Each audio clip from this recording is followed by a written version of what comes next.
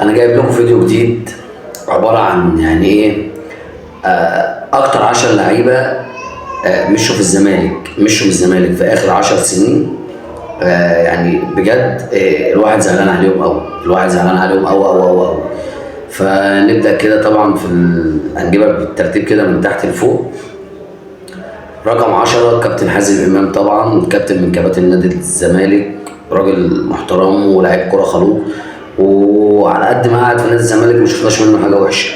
كل الاحترام والتقدير طبعا للكابتن حازم امام. رقم 9 المرحوم احمد رفعت، الف رحمه ونور عليه، طبعا شخصيه محترمه وشخصيه نظيفه قوي. ربنا رب يرحمه، واتمنى من اخواتي يترحموا عليه في الكومنتات. تمام. رقم 8 مصطفى بيه فتحي باشا، واحد كده حاجه كده حباك كريس فعلا، يعني حاجه حلوه قوي وحاجه جميله قوي. تمام. رقم 7 طبعا هيبقى الاسطوره يوسف اوباما، واحد برضو من الناس المحترمه قوي اللي فوق دماغنا عامه. راجل محترم ولاعيب كوره زمالك كتاب، بس هو في اخر فتره اللي ديت ما وفقتش معاه في يعني الحظ ما حلفوش. تمام. رقم 6 محمود عبد الرحيم جنش. تمام. محمود عبد الرحيم جنش طبعا الكل عارف عنه ان هو كان حاجه جامده قوي. كان لاعب كوره قوي وكان راجل محترم. تمام.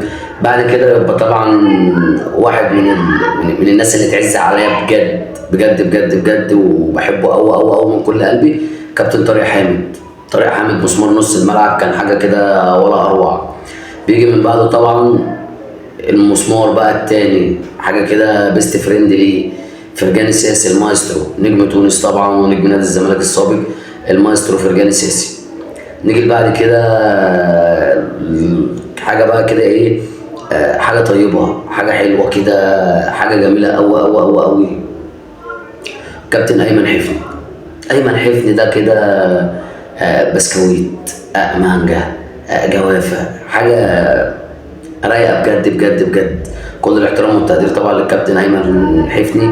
انا واحد من الناس من جمهور الزمالك، انا ما اعرفش الراجل ده فين، يعني انا ما اعرفش الراجل ده من بعد ما اعتزل هو فين. نيجي بعد كده طبعا للاسطوره التونسيه برضو، الراجل المحترم قوي، واحد من احسن اللعيبه اللي كانت الزمالك او خرجت من الزمالك في اخر 10 سنين، وهو النجم التونسي حمزه المسلوسي. طبعا زي ما حضراتكم عارفين ان هو حاجه محترمه قوي وراجل ما فيش اختلاف على اتنين على مهارته. تمام. كل الاحترام والتقدير طبعا للاسطوره حمزه المسلوسي.